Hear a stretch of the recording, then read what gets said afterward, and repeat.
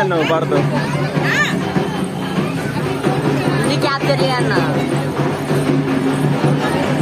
ఎందుకంటే ఎక్కువ చేయలేను.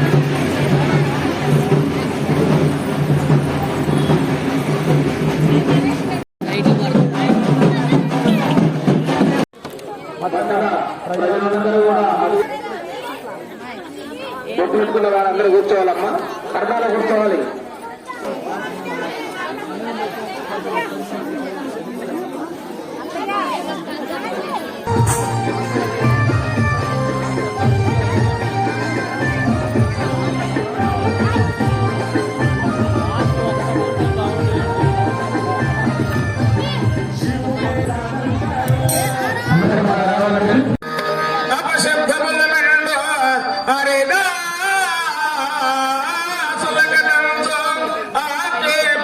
మానోడు అయ్యలారా శశిమాగలేదని చరిత్రలు కావని నిర్మించబోసులారా కంఠము సరిలేదు కనరప్పి లేదంచో గుసగుసలు మానుడో గురువులారా బిడ్డని పట్ల మీ కన్న బిడ్డని కాసి రక్షించుడో కన్నా తల్లిదండ్రులారా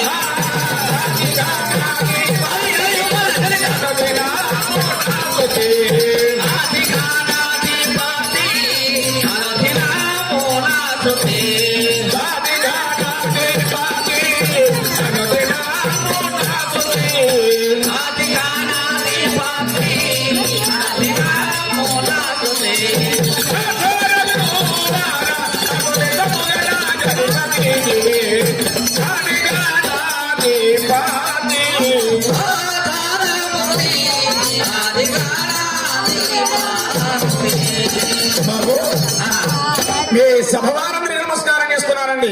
ఏ సందర్భంగా నమస్కారం చేస్తున్నారు భక్తులు గారు? మీ అందరికి నేను ఏ సందర్భంగా నమస్కారం చేస్తున్నానయ్యా అంటే మన వైరా పట్టణ గౌడ సంఘం వారందరూ ఏకీభవించి మరి ఈ కోరిక ఏ మహానుభావుడికి వచ్చారు. ఇక్కడ 400-500 కుటుంబాల వారు ఉన్నారు. మన కులదైవమైన కంఠమామేశ్వర స్వామి ఆలయం మన గ్రామంలో లేదు కదా, అన్ని గ్రామాలలో ఉన్నాయి కదా, మన పెద్ద పట్టణము కదా. మరి మన గ్రామంలో కూడా ఆ గుడి నిర్మాణం చేసుకున్న సంకల్పం ఎవరికి వచ్చారో ఇంతమందిలో తనకు వచ్చిన ఆ సంకల్పాన్ని అందరికి తెలియపరిచి అందరినీ ఏకతాటి పైన తెచ్చి ఏకాభిప్రాయంతో ఆలయాన్ని నిర్మాణం చేసుకున్నారు. కొద్ది కాలంలోనే కొన్ని గ్రామాలలో 3 సంవత్సరాలు 5 సంవత్సరాల దాకా గుడి మొదలు పెడితే కాదండి. కానీ ఏ గడియ విశేషమో ఆ స్వామి వారిని ఎప్పుడు నిలబెట్టుకున్నామో చిన్నగా ఆ స్వామి వారు గొప్పగా ఆలయం నిర్మాణం చేసుకోవడానికి మనకు సంకల్పం కల్పించాడు.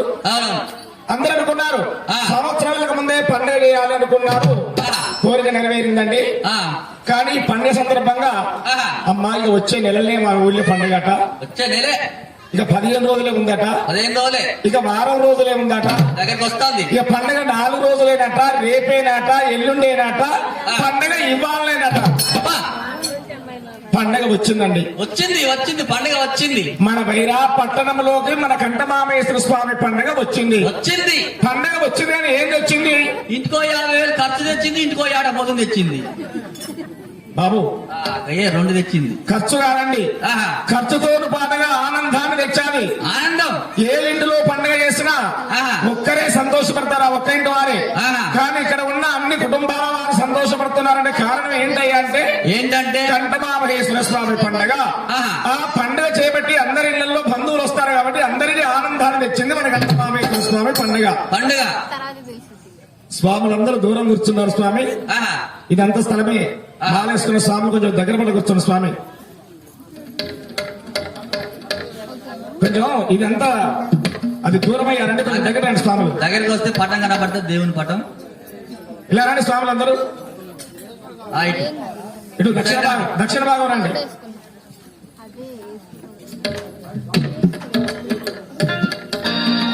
దక్షిణ భాగం రండి. స్వాములందరూ ఒక చోట కూర్చోవాలి.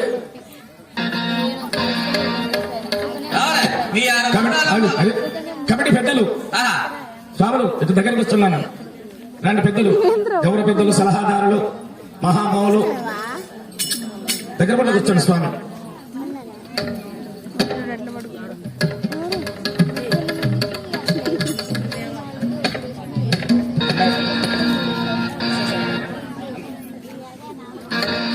బాబు ఇక అందరూ వచ్చినప్పుడు ఏమనుకున్నారు మన వాళ్ళందరూ కూడా? ఏమనుకున్నారు? ఈ రోజు గౌడ పురాణం కథాట వేషాలు వేస్తారట కదమ్మా. శుద్ధం అని అందరు వచ్చారు. అందరు వచ్చా కదమ్మా. వేషాలు అనుకుని మేము వచ్చినాం. మీరందరూ వేషాలు అనుకుని వచ్చా కదమ్మా. వేషాలు కదా బట్టి కథే కదా నిరుత్సాహపడద్దండి. కథ అంటే కాదు ఇలానే ఉంటదండి. కథ వినవలసిన వారు ఎలా వింటే అర్థమైందండి. ఎలా వింటే కూర్చుంటే అర్థమైందా, నిలబడితే అర్థమైందా? కథ వినే వాళ్ళు ఎలా వింటే అర్థమైందంటే అయ్యో మా ఇల్లు శివరికి ఉంది కదా, మేళం రాగానే మంగళారతి పట్టుకుని వచ్చాను కదా, తలపెట్టాలి కదా, మరి ఇంటికాడ ఎవరు లేరు కదా, కుక్కలో పడతాయో పిల్లలు పడతాయి అని మీ మనసంతా ఇంటికాడ ఉంటే నాకు కథ అర్థం కదండి. అంతే పంతులు గారు అత్త నెక్కిలే చేతులు పెట్టి అన్నట్లు కళ్ళు పెట్టి చూస్తే పేర్లు దొరుకుతాయా? తనకు మనసు ఒక దగ్గర ఉంటే కథ అర్థమైంది అంటారు. అందుచేత మీ మనసు పడి మీద పోకుండా నేను చెప్పే మాత్రం మీరు విని అర్థం చేసుకోగలరని మీ అందరికీ నమస్కారం చేశానండి. ఎందుకు నమస్కారం చేశారంటే అందుకు చేశారన్నట్టు. ఈ కథలోకి రాటి పంతులు గారు వేషాలు లేవా? మరే వేషాలు ఉండవండి, కథేనండి. అంతేనా బాబు? కథ ప్రారంభం ఏమన్నారండి నరేష్ గౌడు. వాము ఇంకా ప్రారంభం చేయమన్నా కానీ ఉన్నది సకదానానికి నిరొస్తా అంటే. కానీ పంతులు బాబు అన్నం తినకుండా వచ్చినాము.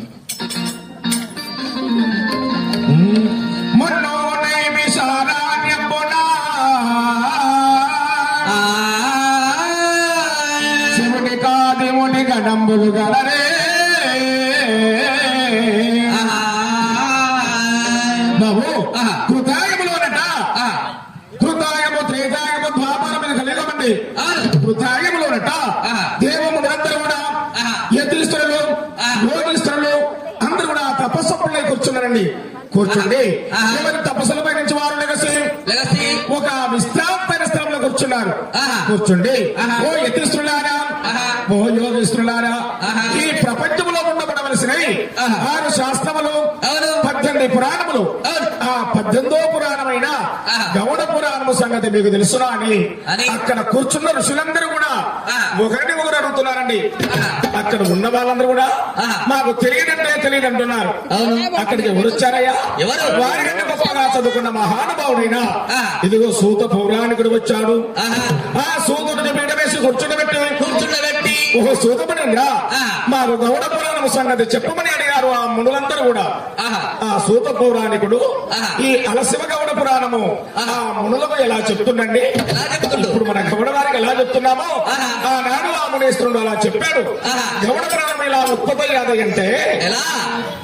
ఒకనాడు బ్రహ్మమాత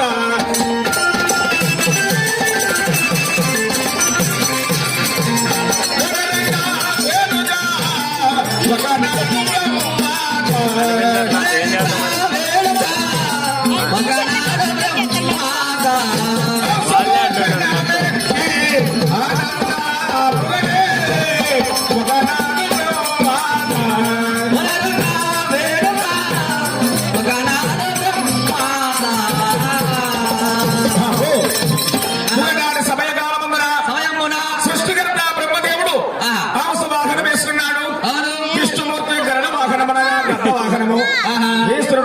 వాహనముగా ఎద్దు వాహనము ఆహా. త్రిమూర్తులు ఆహా. వాహనాల పైన కూర్చుండి కూర్చొని వారు ఎక్కడికి వెళ్తున్నారయ్యా? ఎక్కడికి? సకలేసు కైలాస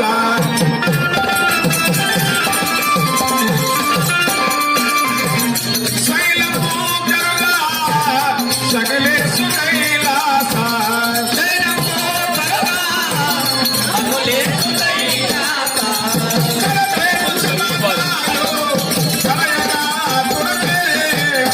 సకలేసు కైలాస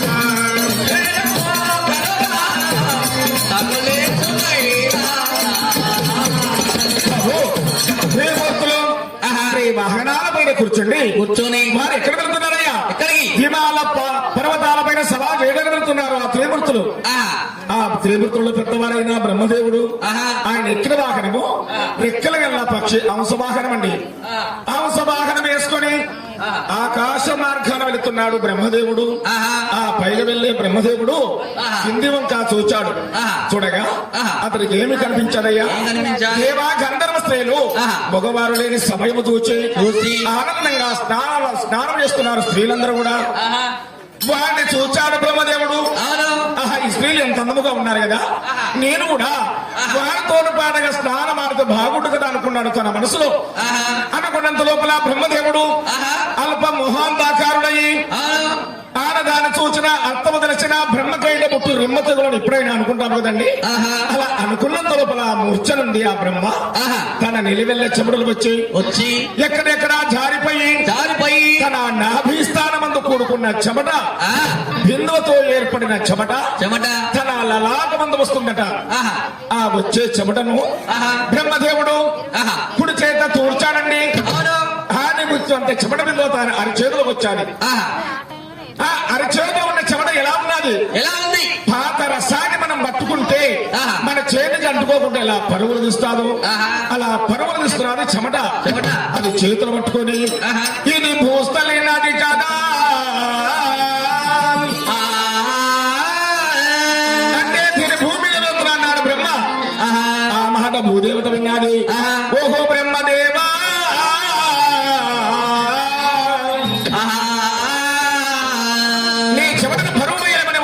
భూదేవి ఇది నీరు కదా, ఇది నీరులో నీరు కలిసిపోవాలని ఎవరిని ప్రార్థిస్తున్నాడయ్యా బ్రహ్మదేవుడు?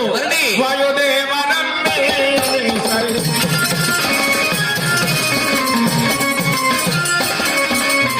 వాలెవరు సుమ్రీ వాయుదేవనమ్మే సరి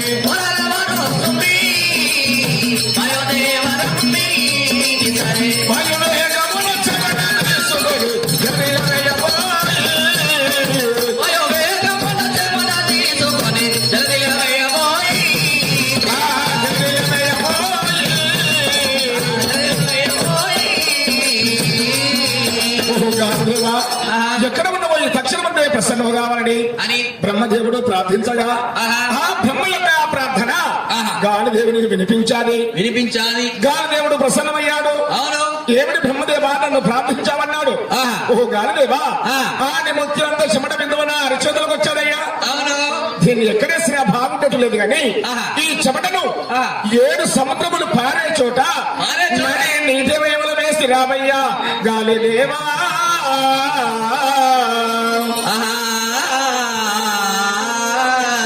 నడే నీటి వైపులో వేసామన్నాడు.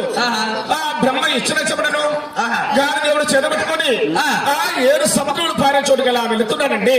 మేఘములనే పారతోలుగా మేఘములనే పారతోలుగా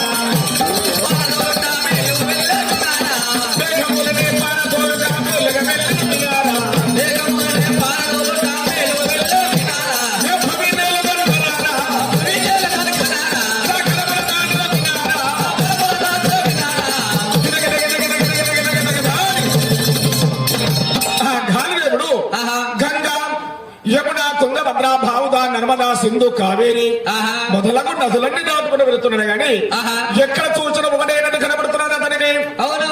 7 నదులు కలిసి పారే చోటు గాలిదేవునికి కనిపించలేదండి.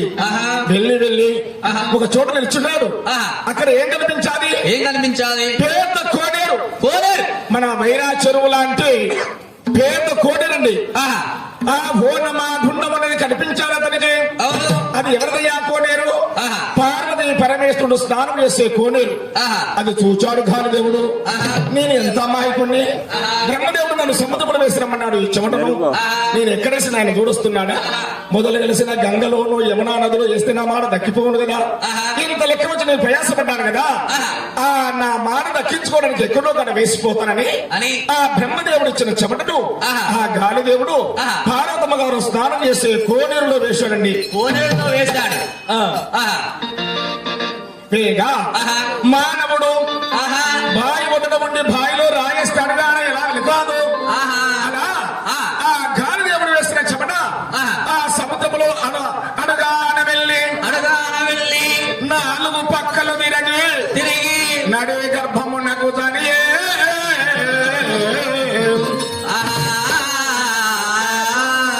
ఆ చెమట బిందువా నడే కోనేరులోకి వచ్చాడండి.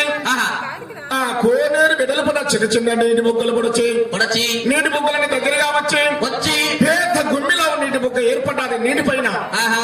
ఇప్పుడు కలియుగతనము ఆహా. అమ్మ కడుపులో నుంచి బిడ్డ బయటికి రావాలంటే 9 నెలలు కావాలండి. అవును. అది దేవయుగము కావున ఆహా. 8 గడియల నుండి నిండి 9వ గడియ ప్రవేశించగానే ఆహా. ఆ బుగ్గ చక్రాలతో పగిలి పగిలి ఆ నీటి బుగ్గలో నుంచి ఒక్క గొప్పరు చేస్తారండు. ఆహా. నీటిలో శిరస్సు పెట్టి శిరస్సు పెట్టి సిరి పాదముల మీద పెట్టి ఆహా. ఒకరు చేస్తారండు ఉద్భవించే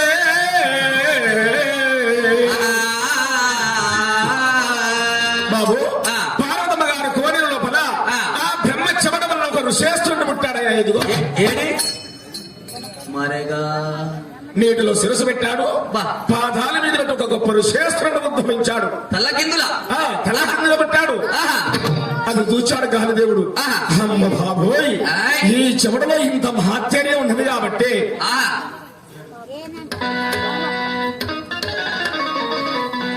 ఈ చెమటలో ఇంత మహాత్యర్యం ఉన్నది కాబట్టి ఆహా. ఆ బ్రహ్మదేవుడు ఆహా. చెమటను సముద్రంలో ఏమన్నాడు? ఆహా. నాకు తెలియక ఈ కోనేరులో వేశాను నేను. అవును. దాని వలన ఈ ఋషి పుట్టాడు. ఆహా. మరి ఈ కోనేరు యజమాను చూస్తానికి నన్ను ఏమన్నా కోప్పడతారేమనని అని గాలిదేవుడు జాగల గాలిదేవుడు పోయిండండి. ఆహా. ఈ సంగతి ఇలా ఉండగా ఆహా. ఇక జరగబోయే సంగతి ఎలా ఉందండి? ఆహా. కైలాసం లోపల ఆహా. పరమేశ్వరుడి భార్య ఆహా. పార్వతి పార్వతి. మఠ మధ్యాహ్న వేళ సమయమున సమయమున తన భర్త విడిచిన ఒలవను సంకన పెట్టుకొని తన భర్త విడిచిన వలలు సంకన పెట్టుకుని చావలు పడతాను పోయిందా పార్వతీదేవి? ఒలలు కాదండి, ఆ. ఒలవలు. వలవలంటే సంస్కృతంలో ఒలవలు అంటే తెలుగులో బట్టలు అని అర్థము. అట్టలా ఆ ఒలలు ఒలలు చావలు పడతాను పోయిందా పార్వతీదేవి? నేను కాదండి. ఆహా. పార్వతమ్మ గారు ఆహా. మఠ మధ్యాహ్న వేళ సమయమున సమయమున పరమేశ్వరుడు విడిచిన ఒలవలు చేత పట్టుకుని కలశోదరమని బంగారు బిడ్డ చేత పట్టుకుని ఆహా. ఆ మహానుభావురాలు ఆహా. అది అడుగున తన భర్తను ధ్యానించుకుంటూ వస్తున్నది బాబు. భర్తను భర్త లేని వేళలో ఆహా. భార్యలకు ఎవరి ధ్యానము? ఆ. భర్తల ధ్యానమే కదా. భర్తల ఆయన అడుగున తన భర్తనే ధ్యానించుకుంటూ వస్తుందంట. అప్పుడే కాదు పంతులు గారు, అప్పుడు భర్తలు లేనప్పుడు భార్యలకు భర్తల ధ్యానమే. అప్పుడే కాదు ఇప్పుడు కలియుగంలో కూడా భర్తలు దూరంగా ఉన్నాయనుకో భార్యలకు ఎప్పటికి భర్తల ధ్యానమే. వాళ్ళ భర్త బజారు పోయిందనుకో 10 గంటల దాకా చూసి 11 గంటలకు ఫోన్ చేసాడు, ఏమండి ఎక్కడున్నామండి, ఇంకా ఇంటికి రావా, ఆకలి అయితే లేదా, 11 అవుతుంది అని. ఇంతసేపు పోతావా నన్ను వదిలిపెట్టాను, వీడియో కాల్ చేసి ఎమ్మటి చూసుడే భర్తను. భర్తల ధ్యానం ఇప్పుడు ఆడవారికి కూడా. పార్వతమ్మ గారు ఆహా. కైలాసం నుండి ఆహా. అడుగడుగున ఆహా. తన భర్తను ధ్యానించుకుంటూ వస్తున్నది. ఆహా. ఎలా వస్తున్నది? ఎలా? గిరిజా శంకర కరుణా సాగర సదయ భక్తుల పుంజానిలేనా. గిరిజా శంకర కరుణా సాగర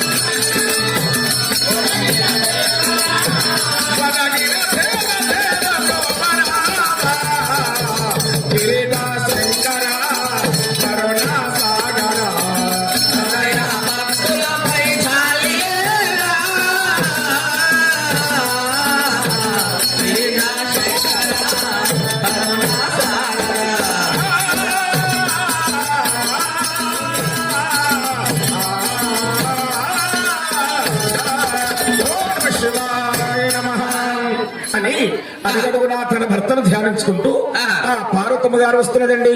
ఆహా రాగా ఆహా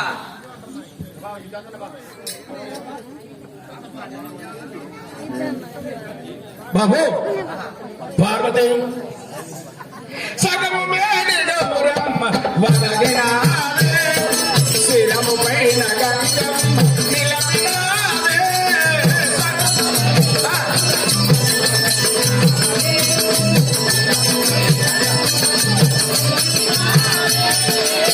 గలమున గలము వదగిన దేవరా, గలము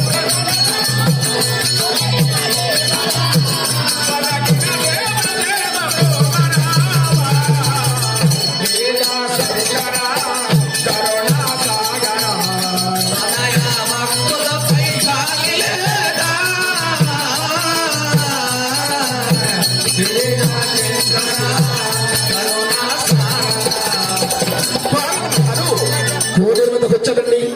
ఏనాడైనా కోనేరు నిన్న తాండోపతాండములో ఉండేవి నీళ్లు ఆ విశేషమందులో పట్టిన కాదు నీళ్ళని తిరిగిపోయి ఎత్తైన దీవులు వెళ్ళేశాయి. ఏమిటి నా కోనేరు భగవాన్ చేసిన వారు ఎవరు కావచ్చునా అని వీడియో మంచి రావట్లేదని ఇగో ఇక్కడ బాగానే వస్తుంది. స్వామి మీరు ఒకరు కూర్చేస్తున్నాను.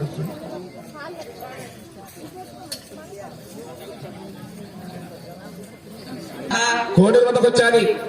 ఎత్తైన దీపగట్టలు ఎత్తు కనబడుతున్నాయి. ఎవరి కోడేరు భంగం చేసిన వారు ఎవరు కావచ్చని పార్వదేవి దగ్గరికి వచ్చి చూచాడండి. నడి కోనేరు లోపల ఎవరో శ్రేష్ఠుడు నీటిలో శిరస్సు పెట్టాడు, పాదాల మీద పెట్టి పుట్టాడు. ఎవరు కావచ్చునా? ఎంతో మంది ఋషులు చూచున్నాము. స్వామి ఈ వీడియో తీసుకుంటారో మనం అర్థం కానీ మనసు ఇటు ఉంచండి. ఈ శ్రేష్ఠుడు ఎవరు కావచ్చునా? నీటిలో ముక్కు మూసుకొని 3 గడియలు కూడా నీటిలో ఉండలేము కదా, అలాంటి నీటిలో తప చేస్తున్నాడు. ఎవరు కావచ్చునని పార్వతీదేవి ఆశ్చర్యపరగాలయాలి. తపస్సు పట్టే ఋషులు చూచానే మమ్మల్ని వెళ్తాను మాలకు అని మేము చూస్తాను. ఋషులు చూచి ఒకవేళ ఎవరయ్యా నేను అడుగుతానా, ఎవరిని నన్ను అడిగిన తపస్సు భంగం చేస్తావు పార్వతి, నేను వచ్చే ప్రాణమా పోయే ప్రాణమని అఘోరమైన తపస్సు పట్టుచున్నాగా ఎవరిని నన్ను మందలించి నా తపస్సు భంగం చేస్తావు కావున కైలాసంలో నీ భర్త పరమేశ్వరుడు జానకుండా ఇక్కడ పర్భన్న పాషణమైపోదు అని నాకు శాపం పెట్టును ఏమని. పార్వతి ఎనకకు ఎనకకు పార్వతి పార్వతి ఏడడుగులు జరిగి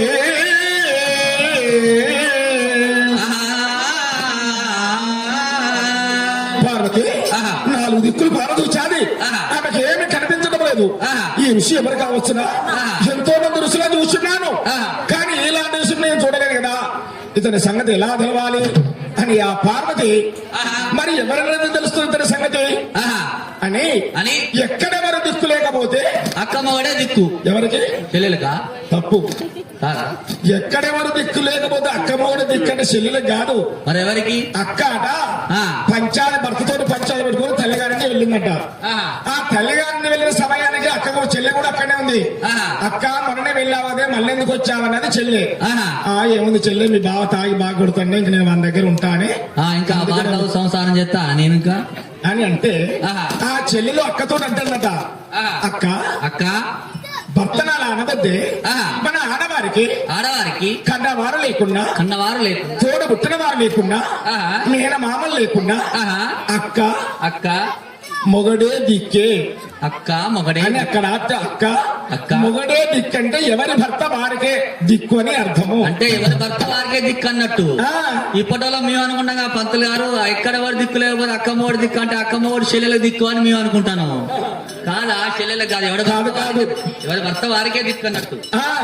బాబు పార్వదేవి ఈ ఋషి సంగతుల ముందు నాకు ఆధారభూతమైన నా భర్తే నాకు చెప్పాలి కదా అని తన భర్త పరమేశ్వరుని ధ్యానిస్తున్నది. కైలాసగిరి వాస పరమేశ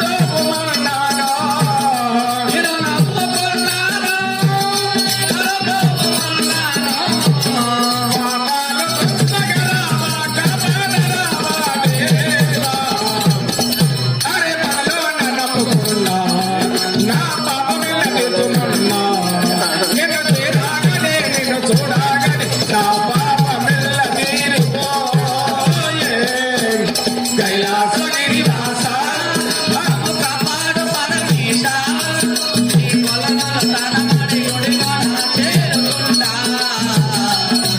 నా మదిలోన తమ్ముని పరమేశ బాపుకుంటా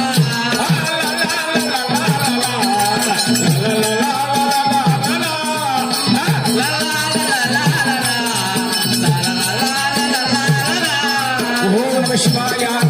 ఓ నాథా ప్రాణేశ్వర, ఆపదకాల బాంధవ, అనాథ రక్షక, ధీరుల బాండి దేవపై ఎక్కడ ఉన్నావు స్వామి ప్రాణేశ్వర అని పార్వదేవి ప్రార్థించగా ఈ పార్వతి యొక్క ప్రార్థన కైలాసములో నిండు సభలో ఉన్న పరమేశ్వరుడికి మాలిపోయిందండి.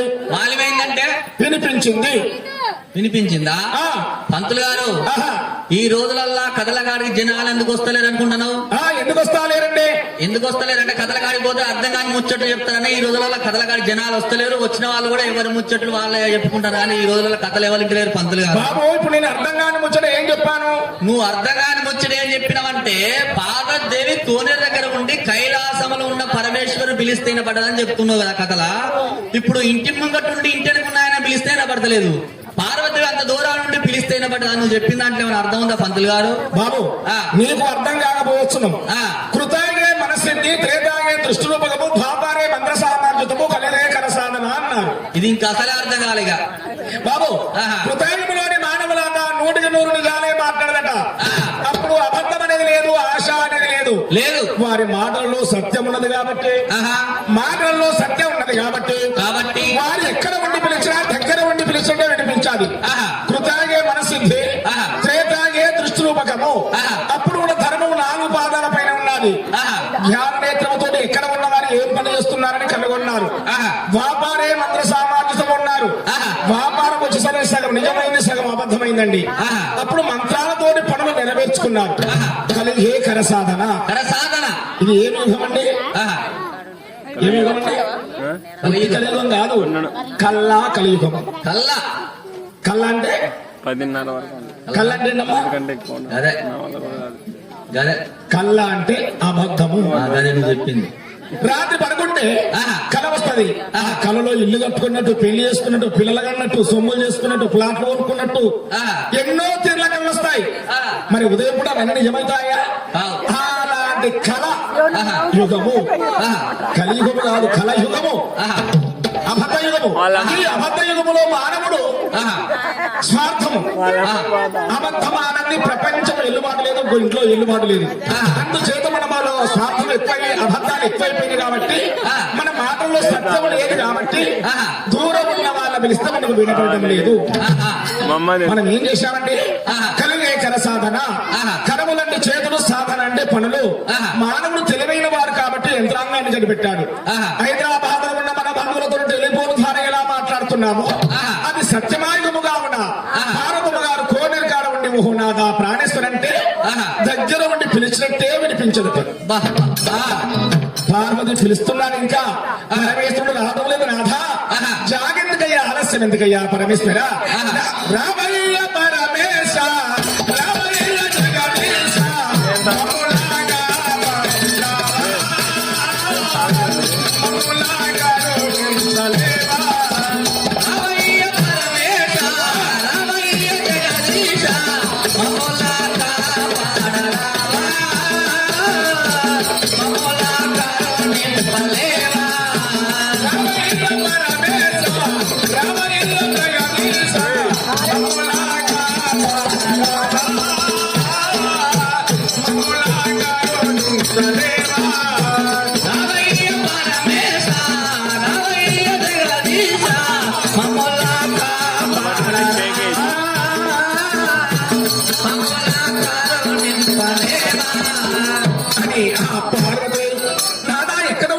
పిలవగానే సభలో ఉన్న పరమేశ్వరుని మాలిమయ్యాది.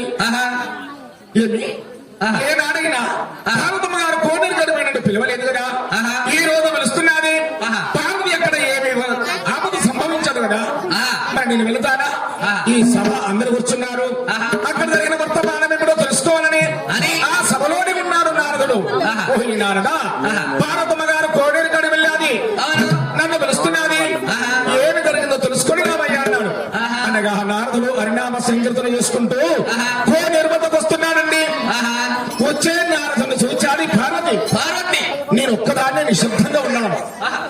నేనేమో అల్లరి వేసుకుని వస్తున్నానని ఓ నారదా ఆహా. కదా ఆగు. అన్నది నిశ్శబ్దంగా రా. నారదుడు ఆహా. పార్వతమ్మగారేమో ఆహమంటుందని ఆహా. చేసే భజన బంధు చేసి నిశ్శబ్దంగా వచ్చాడు. ఆహా. అమ్మ పార్వతి పార్వతి పరమేశ్వరుని పిలిచిన పనేమిటమ్మా అన్నాడు. ఆహా. నారదా నన్నేమడుతావయ్యా ఆహా. అదిగో చూడు ఈ కోనేరు లోపల ఆహా. గోరొట్టు శేశ్వరుడు ఆహా. నీటిలో శిరస్సు పెట్టాడు, పెట్టి పాదాల మీద పెట్టి తప చేస్తున్నాడు. ఆహా. నీవు త్రిలోక సంచారిని, ఆహా. నీకు తెలియనిది ఏమీ లేదు ప్రపంచంలో. ఆహా. ఇతని ఎవరి కుమారుడు, ఆహా. ఎవరి వంశోద్ధారకుడు ఆహా. తెలిస్తే చెప్పవయ్యా నారదా. ఆహా. పార్వతి అడిగిందండి. ఆహా. ఈ సంగతి మొత్తం ఆయన తెలుసు నారదునికి. ఆహా. కానీ ఆయన ఏమనుకున్నాడు, ఆహా. ఇది కొత్త మాట ఈ ప్రపంచంలో. అవును. నీటిలో ఋషి పెట్టిన వింత, ఆహా. కొత్త వింత. అవును. మరి కొత్త వింత ముచ్చట వివరంగా పార్వతికి ఒక్కదానికి ఎందుకు చెప్పాలి నేను? అని 10 మంది కూర్చున్నప్పుడు ఆహా. ఎవరికి తెలియని మాట నేను చెప్పినట్లయితే నన్ను తెలిసిన వాడని అందరూ అనుకుంటారు. ఆహా. మరి ఒక్కదానికి ఎందుకు చెప్పాలి నేను ఆహా. అని నారదుడు ఆహా. అమ్మ పార్వతి పార్వతి ఈ ఋషి ఎవరైతారో గాని నాకు తెలియదమ్మా.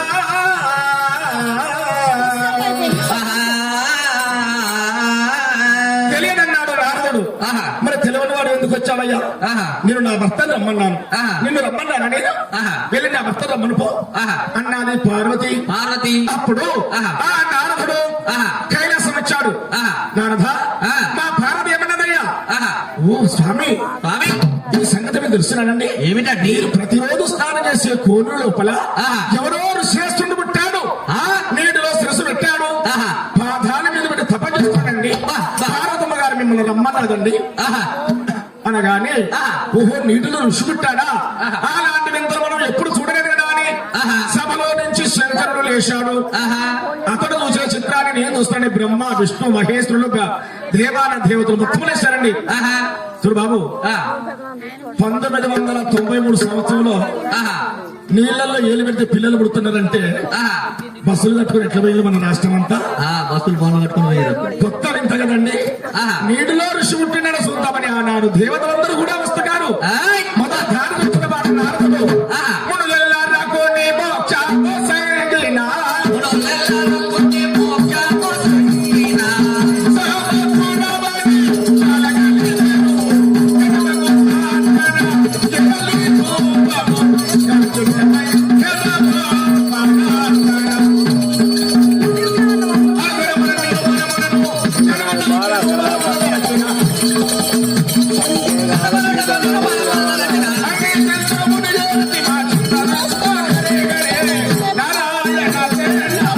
ఇంకే కావాలి బస్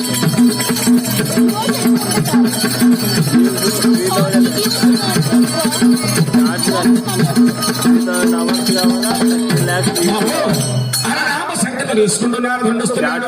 ఆహా. వచ్చే నారదుడు చూచాడు పార్వతి. ఆహా. నా భర్తను ఒక్కడి రమ్మని మొదలా పంపగా ఆహా. నా భర్త ఒకడే కాక ఆహా. దేవతల మొత్తం తీసుకొస్తున్నాడు కదా.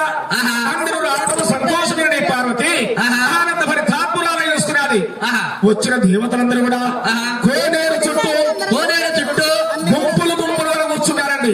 గుంపులు గుంపులు కూర్చున్నారా పంతులు ఇక్కడో గారు? గుంపు, ఇక్కడో గుంపు, ఇక్కడో గుంపు, ఇక్కడో గుంపు కూర్చున్నారు. ఇప్పుడు ఈ గ్రామంలో మనం కథ చెప్తున్నాం అంటే ఆ. వచ్చిన జనాలందరూ కూడా ఏ బజారు వాళ్ళ ఆ బజార్కి, ఏ బజారు వాళ్ళ ఆ బజార్కి కూర్చున్నట్టు వాళ్ళు కూడా గుంపులు గుంపులు ఏ ఊరో ఎవరు కూర్చున్నారా పంతులు గారు? ఏంటండి వచ్చిన ప్రజలందరూ కూడా ఏ బజారు వాళ్ళ ఆ బజారు కూర్చున్నారా? ఆ. ఎందుకని బాబు? ఎందుకంటే కథ అయిపోయినాక చంద్రబాబు మీద ఒక బజారు పోతామేమో అని ఏ బజారు ఆ బజార్కి కూర్చున్నారు పంతులు. నీ మాటలు కానీ వాళ్ళ ఊరేనే వాళ్ళ బజార్లైనా ఒకరింటికి ఒకరింటికి పోతున్నాయా కొత్త కొత్త మాటలు? మొన్న ఇక్కడ ఆయన ముచ్చుకుంటా కదా ఏమైంది? మన ఇట్లా మన కథ చెప్పలేదా? ఎక్కడైనా గ్రామంలో ఇలానే చెప్తాం కదా. ఇట్లా కథ చెప్తాను అంటే కథ అయిపోయే మూమెంట్ అంటే 11:30 12 గంటల సమయం అవుతుంది. ఆ. ఇక 11:30 12 గంటల సమయం అంటే అంత నిరవయ సమయం కదా. ఇక నువ్వు కథ బంధను కథ బంధంతో చిన్న గాలి స్టార్ట్ అయింది. ఆ. ఈ గాలికి ఎమ్మట చిక్కులు పడుతూనే ఉన్నాయి. ఆహా. ఈ గాలి వాడకతే ఎమ్మట కరెంట్ పోయింది. ఆహా. ఈ కరెంట్ పోయిన దానికి కథ బంధన్న దానికి ఎమ్మట వచ్చిన జనాలందరూ గబగబా లేచి సిమ్మర్సి గట్ల ఆహా. లేచి చూస్తే ఏ రోడ్డు చూసినా సిసి రోడ్డేనా. ఆ. ఈ బజారు ఆ బజారు వేలు, ఆ బజారు ఈ బజారు వేలు. రాత్రి రాత్రి పోయి పండుకున్నా తెల్లారు లేచి చూస్తే ఒకళ్ళు ఇంట్లో ఒకళ్ళు ఉన్నారు, వాళ్ళు మన చాలా వాళ్ళు ఉన్నారు. అయ్యయ్యో 90 ఎందుకు వచ్చినా 90 ఎందుకు వచ్చినా నా శద్దరు ఎందుకు అప్పుడు నా శద్దరు ఎందుకు పడ్డామని ఊరు మొత్తం పంచాలే పంతులు గారు. అంతేనా? ఈ విషయం ఈటీవీ మా టీవీ ప్రపంచం మొత్తం తెలిసిపోయింది. ఇటువంటి ప్రోగ్రాంలు ఎక్కడ జరిగినా కూడా గొడవ పెట్టుకోవద్దు, పంచాయతీ చేసుకోవద్దని ఏ బజార్ వాళ్ళ ఆ బజార్కే కూర్చుంటున్నాం పంతులు గారు. అబద్ధం అయితే మా యారాల న్యాయమంటే కూర్చుంది కంబర్త్ అవుతుంది అని. ఇగో ముందు కూర్చో, ఇక్కడ కూర్చో, పార్వతి నన్ను చూచాది. మీరందరూ రావడం కూడా సంతోషమే. ఇంతమందిలో ఎవరి తెలియకుండా ఒక్కరికైనా ఇతని సంగతి తెలుస్తున్నాను కదా అని పార్వతీదేవి ఆనంద పరితాత్మురాలయ్యి మరి ఇంతమందిలో ఎవరిని అడగాలి? బ్రహ్మ సృష్టి లేని ఏ పిండము కూడా ఉత్పత్తి కాదు కదా అని మొదలు బ్రహ్మకానికి వచ్చాడండి పార్వతి. రావేలవా బ్రహ్మ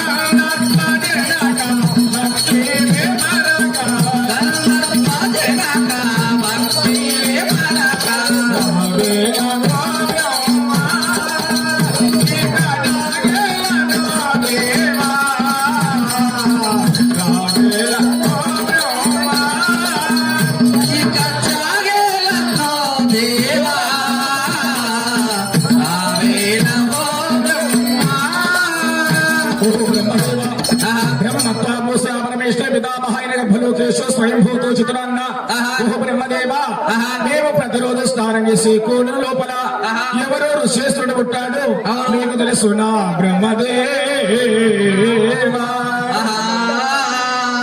బ్రహ్మదేవా ఈ ఋషి ఎవరు? అలా తీసుకుని రా, నేను పోతాను ఇంటికి.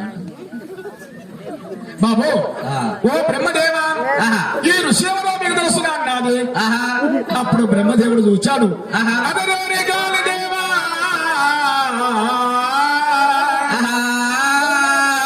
ఎంత పని చేశావనరా? నా చెమటలో బిందు ఉన్నదనే కదా నేను చెమటను సముద్రములో వేసిరమ్మన్నాను. ఆ గాలిదేవుడు తీసుకువచ్చి పార్వతమ్మ గారి కోణంలో వేశాడు. దాని వలన ఈ ఋషి పుట్టాడు. ఇంతమందిలో దొంగలు పట్టుకుని అడిగినట్టు ఎవరి కొడుకండి అన్ని అడుగుతుంది పార్వతమ్మ. మరి నా కొడుకేనమ్మా నేనంట అంట. ఇంతమందిలో ఏమన్నా అనరాని మాట నన్న అన్ను ఏమని అని 10 మందిలో ప్రాణాన్నైనా ఇడవాలి గాని అభిమానాన్ని కాపాడుకోవాలి. అభిమాన రక్షణ కోసం అబద్ధమాడిన తప్పు లేదని ఆ పార్వతమ్మ బ్రహ్మదేవుడు అమ్మ పార్వతి ఈ కోనూరు ఋషి ఎవరు నాకు తెలియదమ్మా.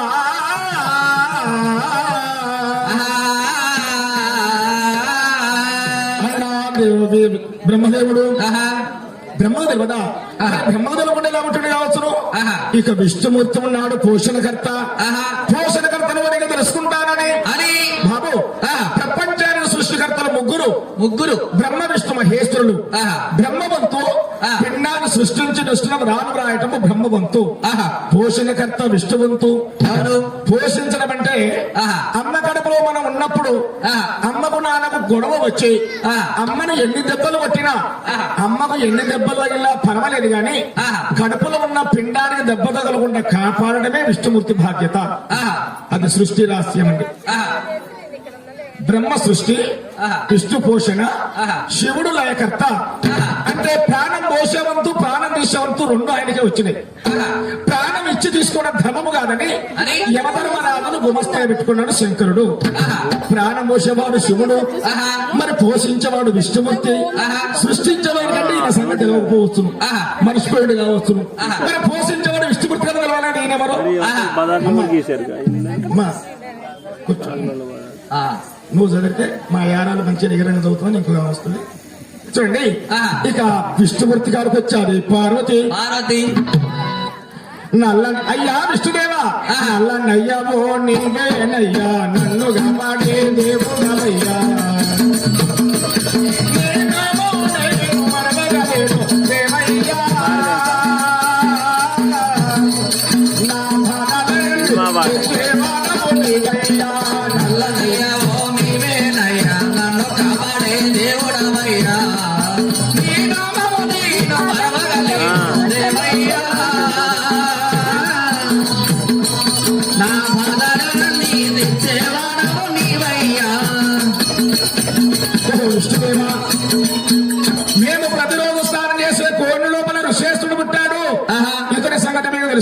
విష్ణుదేవా ఆహా అన్నది పార్వతి.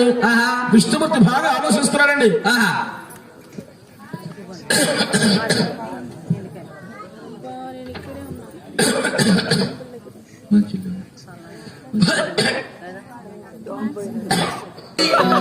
నాకు ఆరోగ్యం బాగలేదు పార్వతి.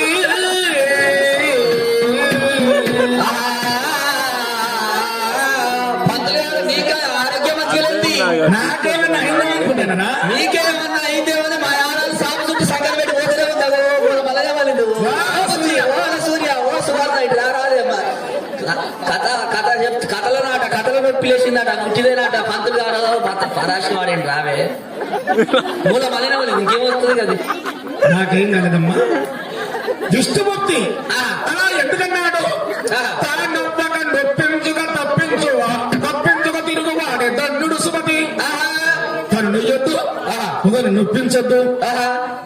పెద్ద మనిషి దగ్గరికి ఇద్దరు పంచాయతీ పెట్టుకుని వస్తారు. ఇద్దరు ఇక్కడ పెడతారు. మరి ఆ పెద్ద మనిషి ఏం చేస్తారు? మీరేమో మా తమ్ముడు కొడుకు వాడేమో మా బామ్మది కొడుకు. మరి వీళ్ళు తప్పన్నా మా తప్పన్నా ఎవరితో తప్పండి వాళ్ళు కంటి అయిపోతారు కదా అని ఇద్దరు పెట్టే కన్నా దగ్గర పెట్టుకుని దగ్గర పెట్టుకొని మందు బత్తాలు తెచ్చుకుంటాడు ఆయన. అరే బాబు ఇవాళ కాదు కానీ పంచాయతీ వచ్చే ఆదివారం చేద్దాం పో. మళ్ళీ ఆదివారం నాగండి వీళ్ళు పొలం కరిగట్టరా మళ్ళీ వారం రాపో అని ఇట్లా 5-6 వారాలు వాళ్ళిద్దరం ఒకటయ్యి మాటప్పుడు మాకు పెద్ద మనిషి అంటారు.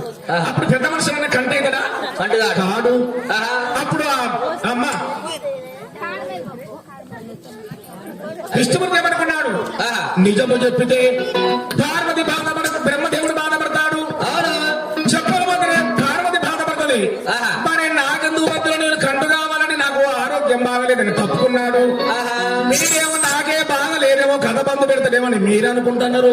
అనుకోలేదు మా ఆరాలు పోనే పోయింది అని బాబు పార్వతి ఆ విష్ణుమూర్తి ఆరోగ్యం బాగాలు తిరగాని అయ్యో ఈయన కూడా కదా ఇక లయకర్త నా భర్త శివుడే ఉన్నాడు కదా అని తన భర్త దగ్గరికి వచ్చారు పార్వతి.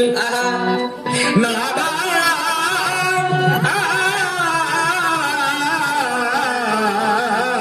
నాదా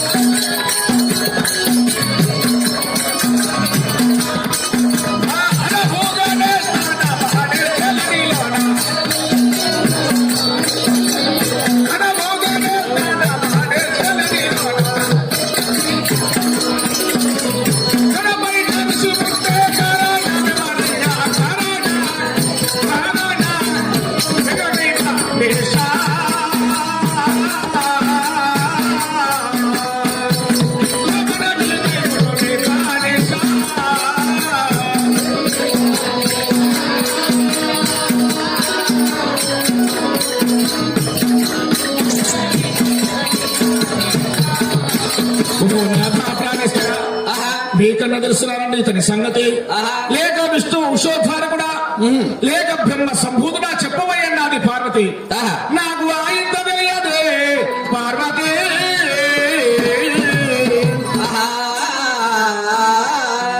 నాకు అసలే తెలియదన్నాడు. వీరందరిని అడిగింది పార్వతి. మరి ఎవరు తెలియాలి సంగతి? చూడు బాబు వీరి సంగతి ఇలా ఉండగా ఒంటరిగా ఉన్న సమయంలో నారదుని అడిగింది పార్వతి. తెలిసిన మాట చెప్పకపోతే నారదునికి ఎలా ఉంటదండి? కడుపు ఉబ్బరం వేసి పార్వతి ఏమన్నా పిచ్చాచారస్తమా ఎవరు లేనప్పుడు మీకు తెలుస్తున్నాయని అడిగింది నన్ను. ఒక్క మాట ఇప్పుడు అందరి ముందు నేను చెప్పుతుంది కదా నన్ను అడగదా నేను చెప్పనైతే అని తెలిసిన మాట చెప్పకపోతే నారదుని కడుపు ఉబ్బరం వేస్తట. కడుపు ఉబ్బరం వేసి పార్వతి నన్ను అడగదాయే నేను చెప్పనైతినని అని ఆ పార్వతితో చెప్పే ముచ్చట వాల్మీకి మంట ఒక పుట్ట చూసుకొని పుట్ట కన్నెలో మూది పెట్టి పార్వతితో చెప్పే ముచ్చట నారదుడు ఒక పుట్టులో చెప్తున్నానండి. ఇదిగో మరేగా పార్వదేవి చెప్పే ముచ్చట పుట్టకు చెప్తాడు. పుట్టలో చెప్తున్నాడు పంతులు గారు. ఇప్పుడు కూడా ఆ కలయుగ నారదులు ఉంటారు. నారదులు గడియాలో పుట్టిన వాళ్ళు ఎట్లా అంటే ఇప్పుడు ముసలాళ్ళు అనగా ముసలాయన చచ్చిపోయినాక ముసలం ఉంటది కదా. ఇక ముసలమ్మ ఉట్టిగా తిని ఇంటికాడ ఉట్టే కూర్చుంటుందా? కూర్చోదు, మంచంలో కూర్చొని మధ్యాహ్నం కోళ్ళు బావడానికి కోళ్ళకు కూడా నా మాట లెక్క లేకుండా అయిపోయింది. మా కొడుకు కోడలు ఏమేమో సాయం చేస్తారో ఏమేమో సాయం అమ్మ. మా ముసలాయన ఉన్నప్పుడు నేను మా ముసలాయన కలిసి ఎకరానికి 7 పుట్ల దాకా వండిచ్చేది. మా కొడుకు కూడా కలిసి ఎకరానికి 3 పుట్లు కూడా వండిస్తాడు. కుక్క పాడగాని కుక్కకు కూడా నా మాట లెక్క లేకుండా అయిపోయింది. ఇప్పుడు ఈ మాటలన్నీ ఎవరితో అంటారు బాబు? ఈ మాటలు ఎవరితోనంటారు? మంచపోలో సిద్ధార్థగా చెప్పింది. మధ్యాహ్నం ఎవరు ఉంటారు? పంతులు గారు అలా చెప్పుకుంటే ఎర్ర వెళ్ళిపోతాదన్న విధంగా నారదండ పుట్టకాడ ఉన్న నారదను చూచాడు పార్వతి. మేమందరం ఎక్కడుండగా ఆయన ఒక్కడికి అక్కడ ఏం పనని ఓహో నారదా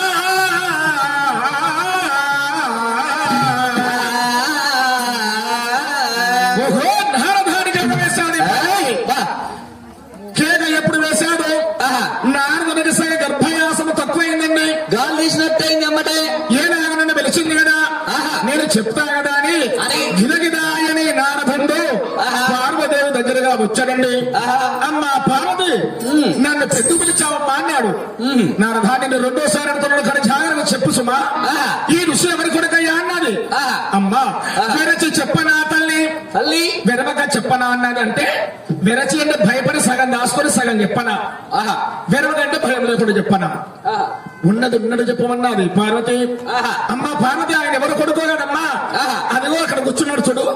పక్కడాగర్భోడో పరగంగా సుతుడే, పక్కడాగర్భోడో పరగంగా సుతుడే,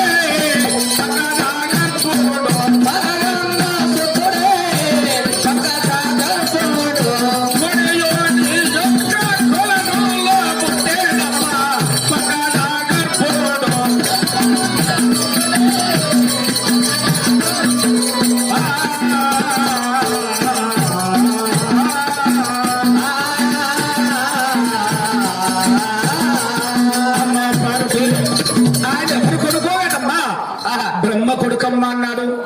బ్రహ్మ కొడుక? నా భర్త కంటే ముందుగా బ్రహ్మని అడిగాను కదా, ఎందుకు తెలియదని అబద్ధమాడాడు. అడుగుదామని పార్వతి కోపాదీప మానసురాలై నేత్రములు వెర్రేసుకొని అడగడానికి వెళుతున్నాను పార్వతి. అప్పుడు చూచాడు విష్ణుమూర్తి. ఇందాక ఆరోగ్యం బాగలేదని తప్పుకున్నాడు కదా, సమయం వచ్చిందని అప్పుడు లేచి కూర్చున్నాడు. అమ్మా ఆగమ్మాగు, ఇప్పుడు తప్పు ఎవరిదమ్మా? నారదుడు చెప్పిన సాక్ష్యంలో తప్పు ఎవరిది? బ్రహ్మ బిందువు నిజమే, కానీ గాలిదేవుడికి వచ్చి సముద్రంలో వేసామన్నాడు. గాలిదేవుడు తీసుకొచ్చి నీ కోణంలో వేశాడు. చెమట ఇచ్చిన వాడిని తప్పు కాదమ్మా, నీ కోణంలో వేసిన గాలిదేవుడే తప్పమ్మా అని చెప్పాడు. పంచాది తీర్పు చేశాడండి. పార్వతి కొంచెం శాంతించాలి. అప్పుడు పార్వతి అన్నది, స్వామి విష్ణుదేవా, నేను వచ్చే ఎన్ని గడియలైతున్నది నీ కోనేరు గాడికి వచ్చి ఈ ఋషేశ్వరుని నీటిలో శిరస్సు పెట్టి పుట్టాడు కావున ఇతనికి ఉచ్ఛ్వాస నిశ్వాసములు ఎలా ఆడుతున్నాయో, గాలి ఎలా పీల్చుకుంటున్నాడో ఎలా వదులుతున్నాడో మనకు అర్థం కావడం లేదు కదా. అతనికి పేరు పెట్టి బయటికి పిలవండి అన్నది పార్వతి. పార్వతి పేరు ఎవరు పెడతారమ్మా? ఆ పేరు పెట్టే అర్హత మాకు లేదు. నీ గర్భవాసములు పుట్టినా నీ కుమారుడేనమ్మా.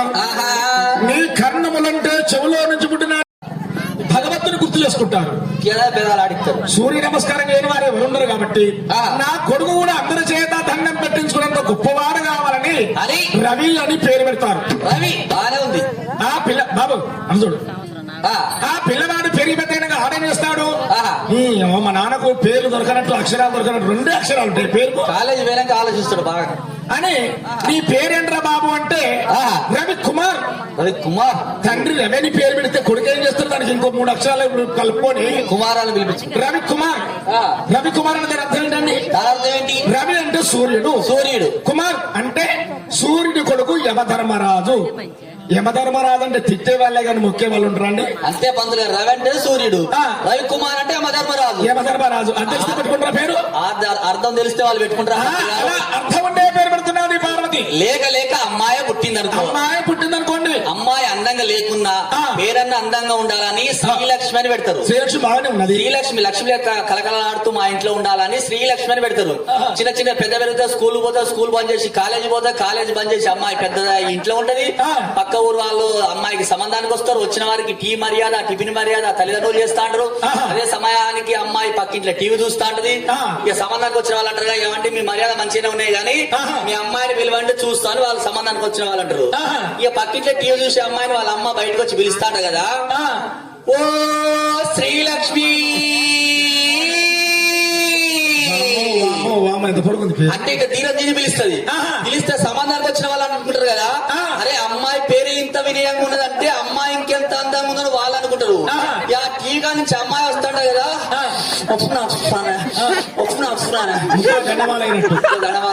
అందరూ పంతులు గారు అందరు పెళ్లి చేసుకుంటే అల్లయం లాభం ఉంది, అల్లయం సుఖం ఉంది. నేను కూడా పెళ్లి చేసుకున్నా, నేను కూడా పోయినా పక్క ఊరేనా మా మామయ్యది. నువ్వు పెళ్లి చేసుకున్నావా? చేసుకుందాను పోయినా.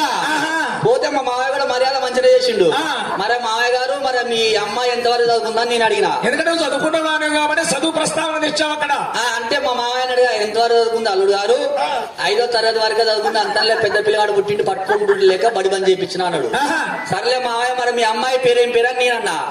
మా అమ్మాయి పేరా? మా అమ్మాయి పేరు అనంత వీర రాఘవేంకట మహాలక్ష్మి అని. ఎంత పొడుగుంది పేరు? అంటే మా మామయ్య కూడా పొడుకుంటాడు ఎత్తుగా, ఈ అమ్మాయి కూడా ఎత్తుగా పొడుకుంటే పొడుగు పేరు పెట్టిలా నేను అనుకున్నా. ఆ మామయ్య అమ్మాయిని పిలవండి అంటే ఇంట్లో నుంచి వస్తుంది కదా, గుణమన కోడి పెట్టేస్తుంది వచ్చినట్టు గిద్దెత్తి నుంచి వస్తుంది. గిద్దెత్తి కాళ్ళు చేతులు ఉండవలసిన కాలేజ్ ఎత్తుంది ఆ అమ్మాయి. కాలేజ్ బాగా ఎంత ఎత్తే ఉంది, ఆ అమ్మాయి అంత ఎత్తే ఉంది. ఈ గొర్రె కూడా గిరికలు పెట్టుకుని ముక్కుపోతుంది వేయలేక. సరే బాబు, మరి దర్జనం వచ్చి 3 సంవత్సరాల పెళ్లి మాట ఎత్తలే బాబు. అర్థముండే పేరు పెడుతున్నారు పార్వతి. ఆ మహానుభావుడు ఎప్పుడు పుట్టాడయ్య అంటే ఎప్పుడు ప్లవనామ సంవత్సరము కార్తీక పౌర్ణమి రోజున పుట్టాడు. ఆ ఋషేశ్వరుడు కోరిన లోపల తామర కమలమల మధ్యలో అతను పుట్టినప్పుడు భూమి ఆకాశమే సాక్షి ఉన్నది. ఆ మహానుభావునికి కార్తీక పౌర్ణమి రోజు పుట్టాడు కావున తామర కమలమల మధ్యలో ఉద్భవించాడు కాబట్టి ఆ మహానుభావుడు అతనికి పేరు పెడుతున్నది పార్వతి. కడు గొప్ప తాపాసియ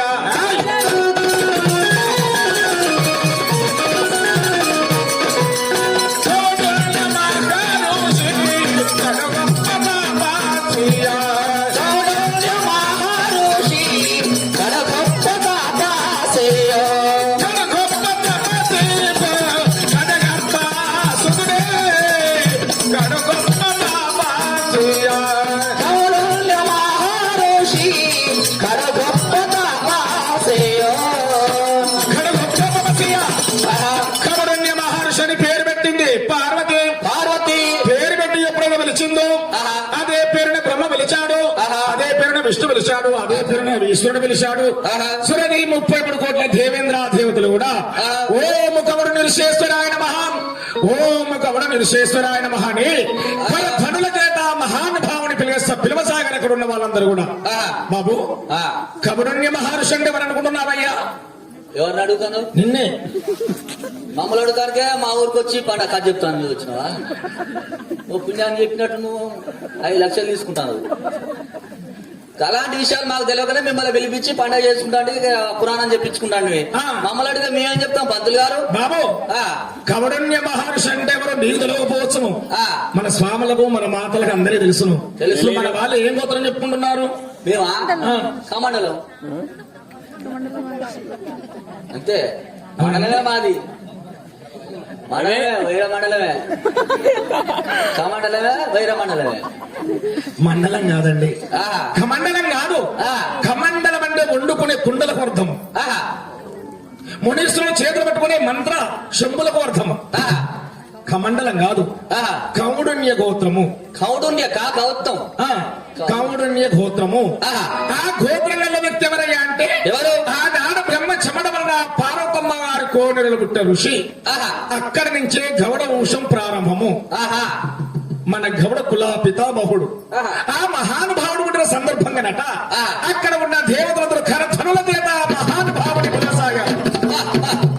మరియు వారి వారసులు మనం ఇక్కడ ఉన్నాం కదండి, ఇక్కడ అందరం కూర్చున్నాం.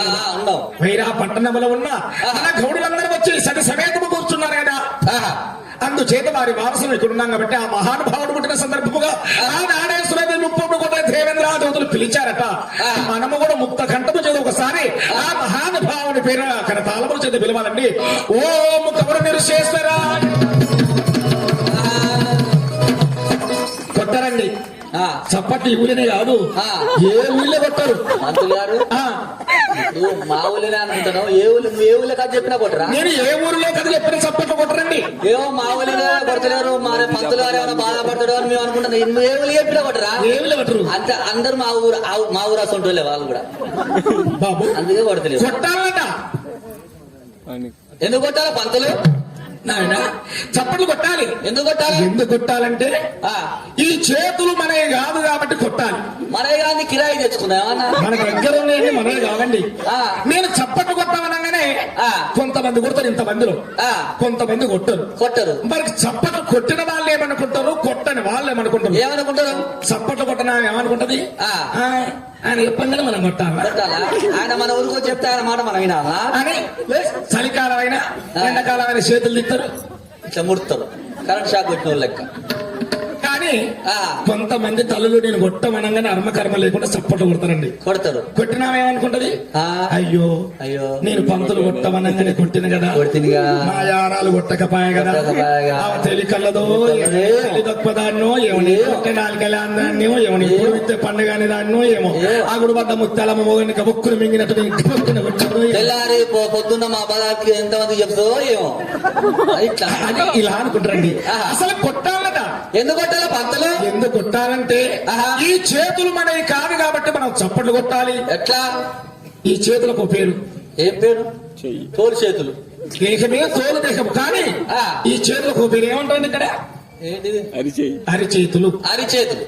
హరి అనే భగవంతుడు మనకి అరిచేతులు ఇచ్చాడు, హరి విష్ణు. హరి కాళ్ళు ఇచ్చాడు. ఆహా.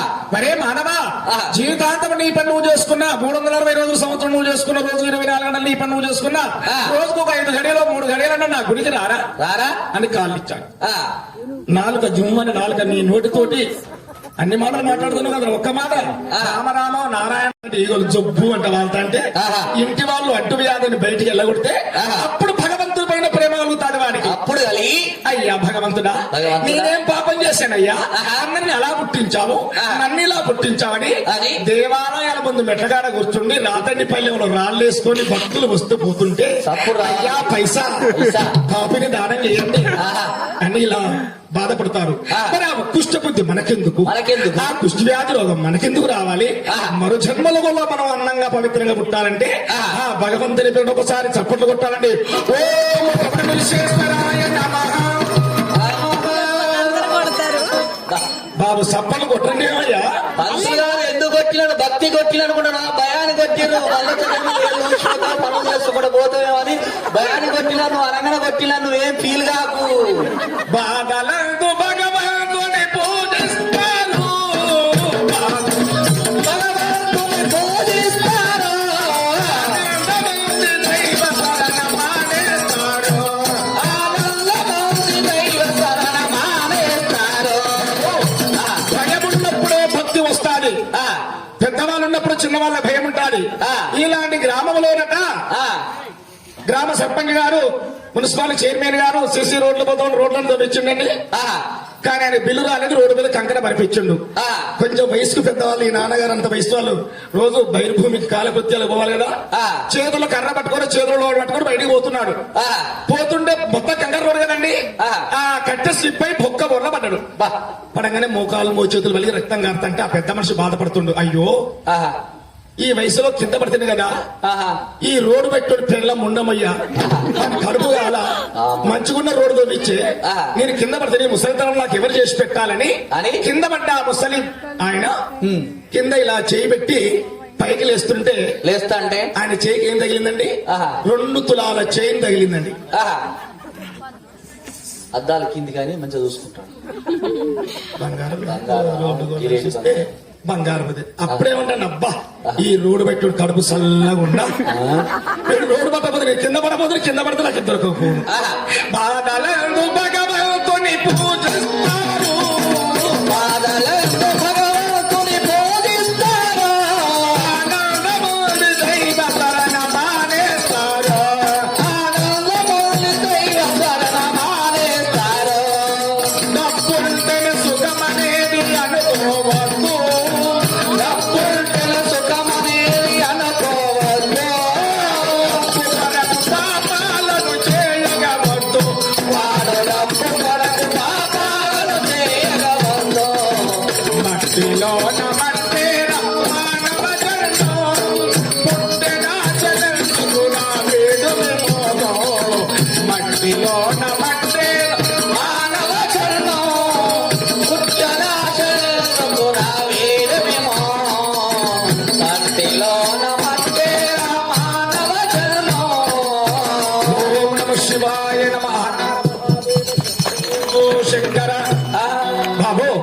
ఇలా భగవంతుని స్మరించిన వారికి ఏ లోటు ఉండదట. రామ రామ ఎనని వారు రోలుతో సమానము. వీరి నోరు రోలు రెండు సమానమే. రోలు ఏం చేస్తండి? ప్రొద్దులు ఇస్తే ఆడవారు ఉదయం లేవగానే ఇడ్లీ చెట్నో కూరలకు అల్లము ఉప్పు పప్పు ఏదో ఒకటి నూరుతూనే ఉండరు. మరి రామాయణ వారు నోరు ఏం చేస్తుంది? పొద్దున్నే ఇస్తే చాయ్ తాగడం, ఇల్లు తినడం, గుట్కా తినడం, అంబారు తినడం, బీడి తాగడం ఏదో చేస్తుంటది. రామాయణ వారి నోరు రోలుతో సమానము. రామ రామ శివ శివ అని తెలిసిన వారికి ఏ లోటు ఉండదు. రామ భజనండి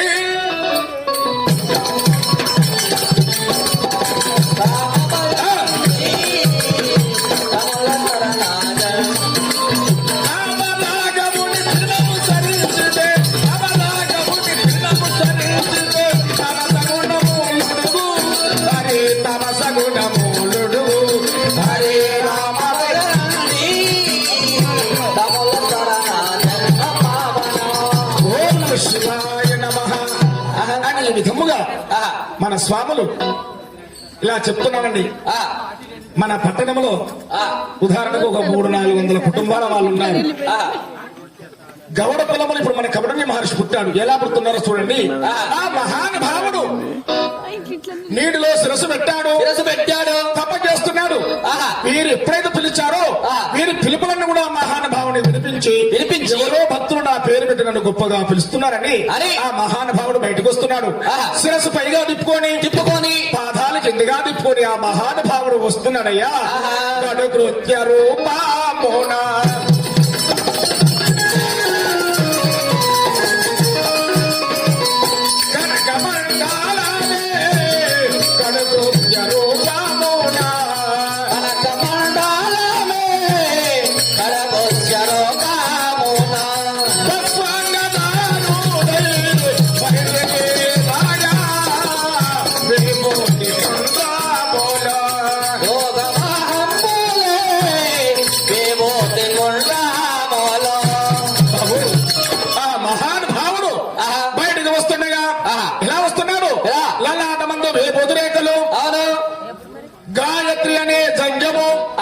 మెడలో లింగము, జపమాల ఉపమాల ధరించుకొని కాషాయ వస్త్రాలు ధరించుకొని ఆ మహానుభావుడు బయటకు వస్తున్నాడు. వచ్చేటప్పుడు ఏమనుకుంటూ వస్తున్నాడు? ఏమని? అమ్మా అని అనడం లేదు, నానా అని అనడం లేదు. ఏమనుకుంటూ వస్తున్నాడయ్యా? ఏమని? పంచాక్షరి మంత్ర పారాయణుడయ్యి. పంచాక్షరి మంత్రం అంటే పంచ అంటే 5 అక్షరముల చేత కూర్పబడినదే పంచాక్షరి మంత్రము. ఆ పంచాక్షరి మంత్రాన్ని పారాయణం చేసుకుంటూ వస్తున్నాడు. ఏ విధంగా వస్తున్నాడయ్యా?